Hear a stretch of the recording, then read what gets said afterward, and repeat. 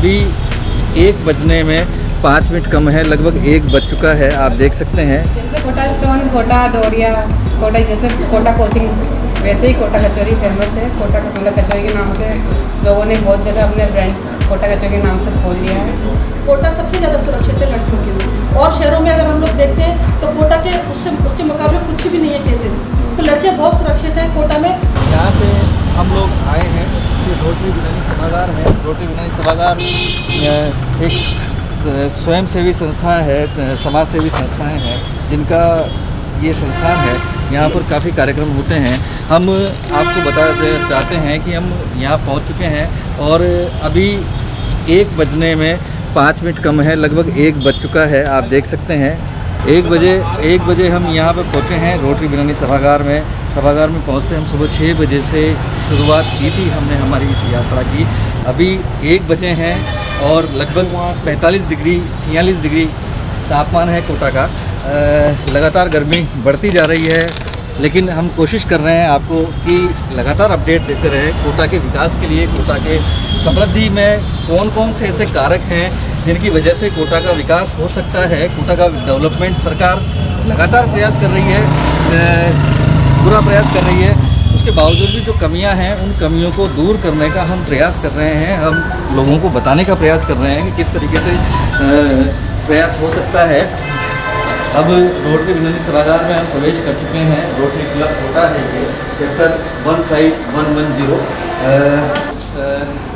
सुबह 6 बजे से हम लोग चालू करके केशवराय पाटन से, तो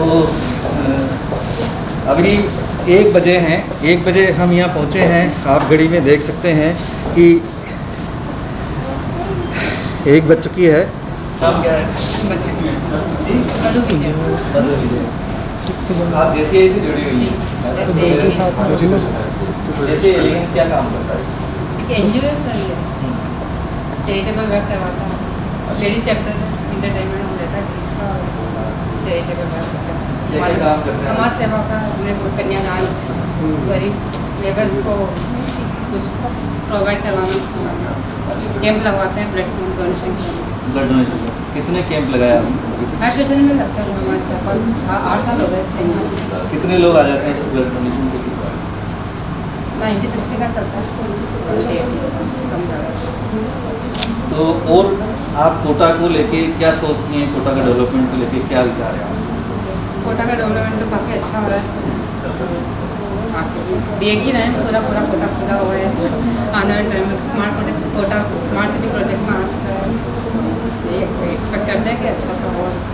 आने वाले समय में आपको अच्छा लगेगा? पहले जब आप कोटा में रहते थे और अब आप कोटा में रहते हो, तो उसमें आपको क्या डिफरेंस नजर आता है? काफ़ी अच्छा डिफरेंस है। मेरे को तो 7 साल में शादी का पहले बार मैंने बहुत अंतर है। तो आप बेसिकली कहाँ की रहने वाली? बिलवाड़ा। बिलवाड़ा। और आपके हस्बैंड क्या करते हैं?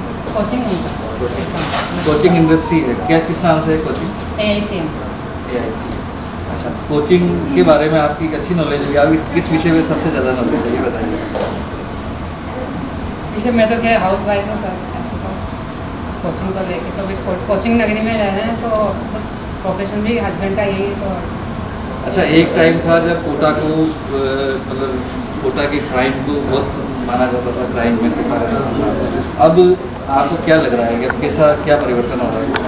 पहले से तो चेंज हो गया, लोग अवेयर हो गए हैं। पहले कोटा का नाम वास्तव में गुंडागर्दी में देखा जाता था, सुना था हमने, पर अब तो काफ़ी इम्प्रूवमेंट हो गया सर, काफ़ी अवेयर हो गए सर। महिलाओं की सुरक्षा के लिए कोटा में बहुत ज़्यादा प्रोग्राम हो गए, सारे लेडीज चैप्टर हो गए, सब कुछ। तो लेडीज चैप्टर क्या काम करता है? आपका जो संगठन है वो क्या काम करता है? हमारा तो स्पेशली लेडीज़ के लिए प्रोग्राम करवाना, उनको क्या क्या प्रोग्राम कराते हैं? गरीब लोगों को वही कि उनके सुविधा अनुसार उनकी चीज़ों को करना, गरीब बच्चों के वो बुक्स अवेलेबल करा देते हैं, खाना पीना जितना हमसे हो सकता है। अच्छा, जैसे हमने बहुत से 4-5 लड़की की शादी, कन्यादान का वो कन्यादान की शादी कितने बच्चों की क्या बताया? 4 बच्चे भी कर चुके हैं। 4। कितने टाइम कितने मतलब कितने सालों में काम किया? 4 साल से हर बार 4 साल से। एक दो बच्चे। और कितने लोग हैं आपके क्लब में? हमका 60 65 ये चलता है। और तो 65 महिलाएं तो किस किस वर्ग की हैं, मतलब सभी जाति के, धर्म के, सभी तरह के लोग हैं। जी और कुछ बताएं आप कोटा के बारे में, कोटा का विकास किस तरीके से हो सकता है, आगे अपने क्या विचार हैं? बस ये कि ये बच्चों के एजुकेशन गर्ल्स चाइल्ड के लिए ज़्यादा हो तो अच्छा है। लेडीज़ के लिए हम तो यही चाहेंगे कि लेडीज़ के लिए अच्छा प्रोग्राम, क्या किस तरह के प्रोग्राम? अवेयरनेस उनकी पढ़ाई को कोटा लेकर। कचौरी की बात करिए। हाँ, मुझे कोटा कचौरी के बारे में कोटा कचौरी हम बात- लोग प्रिपेयर होके आए थे भी, कोटा के बारे में हमको आज बोलना था। अच्छा, कोटा तो मेरा टॉपिक ये था कोटा कचौरी के बारे में बताइएगा।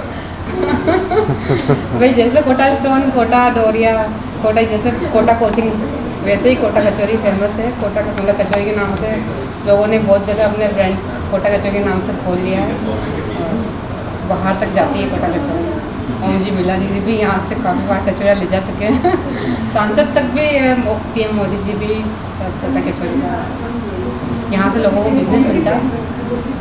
क्या नाम है आपका? सुप्रिया मटकोई, अध्यक्ष जैसे कोटा एलिगेंस। एशिया एलिगेंस का क्या क्या काम है? ये बेसिकली NGO है और नॉन प्रॉफिट ऑर्गेनाइजेशन है, जिसमें हम लोग बिना कोई प्रॉफिट के हम लोग लोगों की सेवा करते हैं। कन्यादान करना, लोगों को सर्दियों में कपड़ा बांटना या जो भी उनको नीड होती है। स्कूल भी हमने गोद ले रखा है, तो स्कूल में हमें जितने भी स्कूल की नीड्स होती है वो हमको, एक स्कूल हमने जैसे गोद ले रखा है गवर्नमेंट कसार का, तो उसमें जो भी नीड्स होती है, टॉयलेट बनवाना है, बच्चों को सैनिटरी नैपकिन डिस्ट्रीब्यूशन करवाना है, या उसमें जो भी जर्जर हो रही बिल्डिंग उससे रिलेटेड हम सारे काम करवाते हैं। तो ये हमारा मेन पर्पज है कि लोगों तक हम पहुँचें और उनकी ज़रूरतों को पूरा करें। और मैं हॉस्टल इंडस्ट्री के बारे में आपसे बात करना चाहूँगी, क्योंकि मैं वैसे ज़्यादा बिलोंग करती हूँ। एलिगेंस की तो मैं एक साल के लिए प्रेसिडेंट हूँ, पर मेरा खुद का अपना हॉस्टल है, तो मैं उसके बारे में बात करूँगा। हाँ, बताएं। मेरा अपना हॉस्टल है। मैं अगर बताऊँगी तो कोटा में हॉस्टल कितना अच्छा है, पूरे इंडिया से यहाँ पे बच्चे आते हैं, तो एक सेफ एनवायरनमेंट है। एक लड़की भी रात को अगर स्टेशन पे जाती है 2 बजे, उसके ट्रेन है तो वो अकेले जाती है और ट्रेन पकड़ती है। ऑटो वाला सेफ मोड में उसको छोड़ता है, ऑटो वाला सेफ मोड में उसको लाता है। तो यही कारण है पूरे इंडिया से बच्चे हमारे कोटा में आके रह रहे हैं, और लड़कियाँ भी अकेले सफ़र करती हैं रात को भी, तब भी वो सेफ है। जो मैंने अभी तक महसूस करा, मेरा खुद का बॉयज़ हॉस्टल है, बच्चे देख रहे हैं, मेरे आसपास गर्ल्स रहती हैं, माहौल इतना अच्छा है, एजुकेशन का माहौल इतना अच्छा है कि उनको देख के एनर्जी आती है। ऐसा लगता ही नहीं है कि हम लोग कोटा में रह रहे हैं, ऐसा लगता है पूरा एजुकेशन हब है, इंडस्ट्री है, इसमें हम लोग रह रहे हैं। तो हमें फील ही नहीं होता कि हम लोग क्या है, एकदम यंग जनरेशन के बीच में रहना, अपने आप को एनर्जेटिक फील करना, हर वक्त एनर्जी फील आती है अपने आप को। तो हॉस्टल में इतना अच्छा एनवायरनमेंट हम लोग देते हैं। आज हमारे हॉस्टल में अगर बच्चे आते हैं तो उनसे उनकी जो भी प्रॉब्लम्स होती है मैं खुद अपने लेवल पे, अपने एंड पे मैं सॉर्ट आउट करती हूँ। उनकी तबीयत का ध्यान रखना, उनको पेरेंट्स की कमी नहीं होने देना, एंड खाने को लेकर हम लोग बहुत ज़्यादा क्वालिटी चेक मैं खुद करती हूँ। जैसे मैं अकेली मेरी बात नहीं, कोटा में हर हॉस्टल वाला ऐसा करता है। तो हॉस्टल इंडस्ट्री बहुत अच्छी है कोटा में, एक तारीफ़ काबिल है। मैंने और जगह जाकर भी देखा है, इतना अच्छा माहौल नहीं मिलता है जितना अच्छा माहौल हम लोग कोटा में प्रोवाइड करते हैं। अच्छा, तो कितने बच्चे आते होंगे हॉस्टल के लिए कोटा में?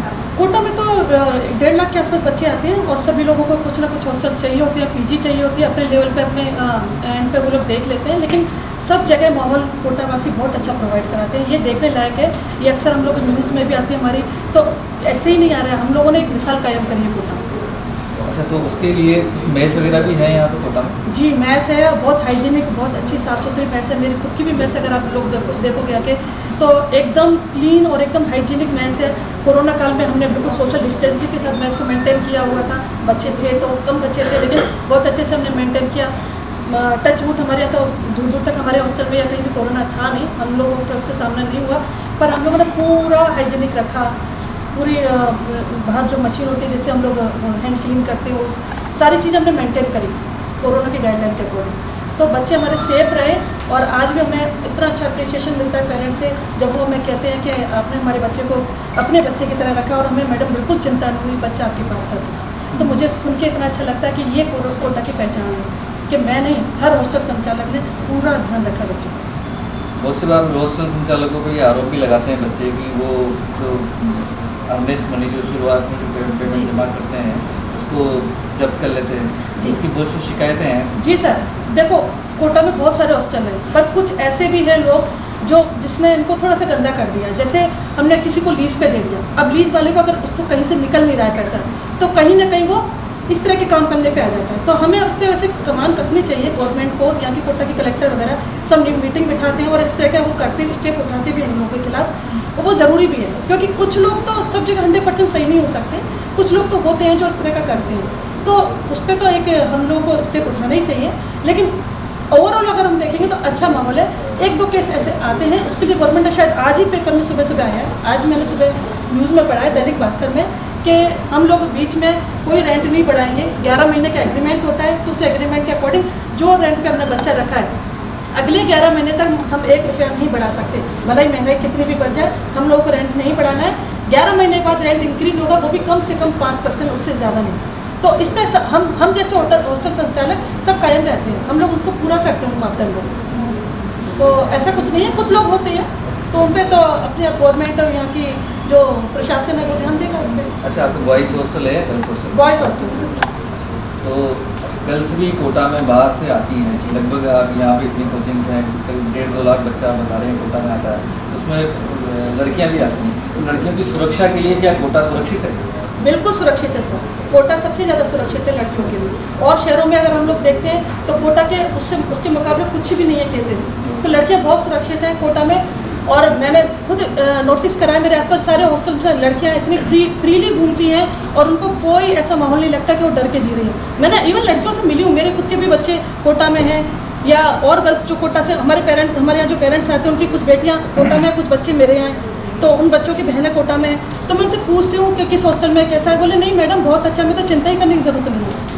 मतलब मेरे यहाँ गर्ल्स हॉस्टल नहीं है, पर मैं फीडबैक लेती हूँ और पेरेंट्स के, तो वो मुझे इतना अच्छा फीडबैक देते हैं, तो मन ऐसा खुशी से भर जाता है कि हाँ मैं कोटा में रहती हूँ। बहुत अच्छी प्राउड की बात है कि हम लोग कोटा में हैं। कोटा के बहुत सारे लोगों से हमने बात की थी, तो उनका कहना है, उनका मानना है कि यहाँ पे जो कोटा का जो माहौल है, विभिन्न संस्कृतियों के लोग यहाँ पे आते हैं, हर प्रदेश के अलग अलग प्रदेश के लोग आते हैं, तो यहाँ का जो कल्चर है, जो मिक्स कल्चर हो गया, उस वजह से जो कोटा का कल्चर है वो एक तरीके से ख़त्म हो गया एक तरीके से, और यहाँ का माहौल थोड़ा सा बिगड़ गया, ऐसा बहुत सारे लोगों का आरोप है। आपका क्या कहना है? मेरा तो ये कहना है कि कोई किसी को बिगाड़ नहीं सकता। बिगड़ना होगा तो टीवी ही काफ़ी है, मोबाइल ही काफ़ी है, कोई किसी को नहीं बिगाड़ सकता। अगर वो बिगड़ा है माहौल तो उसमें किसी का दोष नहीं है। आजकल की संस्कृति ऐसी हो गई है, ये जो हमारे बच्चे छोटे छोटे बच्चों के हाथ में मोबाइल आ गए हैं, मैं तो उसको कारण मानती हूँ। वो बहुत गलत चीज़ है, हमें नहीं माना, एजुकेशन मिलती है मोबाइल से, और कोरोना में हमें मजबूरी थी मोबाइल देना बच्चों के हाथ में, पर हमें फिर भी नज़र रखनी पड़ेगी हमारे बच्चों पर। तो ये हम लोगों की गलती है, उस चीज़ की गलती नहीं, कोई किसी को नहीं बिगाड़ सकता। एक पेरेंट्स को और उसके नज़दीकी लोगों को अवेयर होना ही पड़ेगा और उनको ध्यान रखना ही पड़ेगा। तो वो अपने बच्चों का ध्यान रखें, माहौल का ध्यान रखें। माहौल अच्छा होगा तो सब कुछ अच्छा होगा। मैं तो ये मानती हूँ, कोई किसी को नहीं बिगाड़ सकती। अब आपका क्या मानना है, कोटा का जो एजुकेशन है कोरोना की वजह से थोड़ा सा कम हुआ है, यहाँ बच्चों का आना कम हुआ है, ऑफलाइन जो शिक्षा है वो बढ़ी है, ऑनलाइन शिक्षा बढ़ी है, तो ऑनलाइन से बच्चों का आगमन कम हुआ है, कम आने से यहाँ की रेवेन्यू का कम हुआ है, हॉस्टल बड़ी ख़राब स्थिति से गुजर रहे हैं। तो अब बढ़ सकता है कोरोना के बाद, या जो कोचिंग ने कल्चर पकड़ ली कि ऑफलाइन क्लासेज ही चला लें, इसमें फ़ायदा है, तो उससे कुछ असर पड़ रहा है? इसमें असर पड़ रहा है, लेकिन बहुत दिनों की बात नहीं है, बहुत जल्दी सब खत्म हो जाएगा। ऑनलाइन में वो एजुकेशन नहीं मिल सकती जो ऑफलाइन में मिलती है। नेचुरल है, जब सामने हमें टीचर पढ़ाते हैं तो उसका जो असर होता है वो ऑनलाइन में नहीं होता। ऑनलाइन में तो बच्चा सो भी रहा है, किसको क्या पता चल रहा है, वीडियो ऑफ करके सो गया बच्चा। ऑफलाइन में सामने बैठे रहेगा, टीचर की नज़र रहती है, तो ऑफलाइन में जो पढ़ाई होती है उसका असर तो अलग ही है।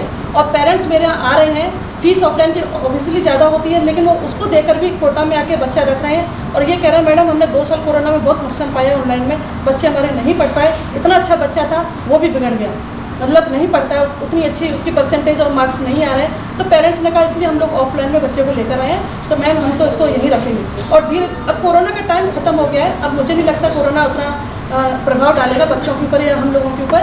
तो अब वापस वैसे ही हमारी गाड़ी सुचारू रूप से चलेगी कोटा की, और फिर से बूम आएगा कोटा में। आपका नाम है? सुप्रिया मंडोई, अध्यक्ष JCI Kota region. Thank you.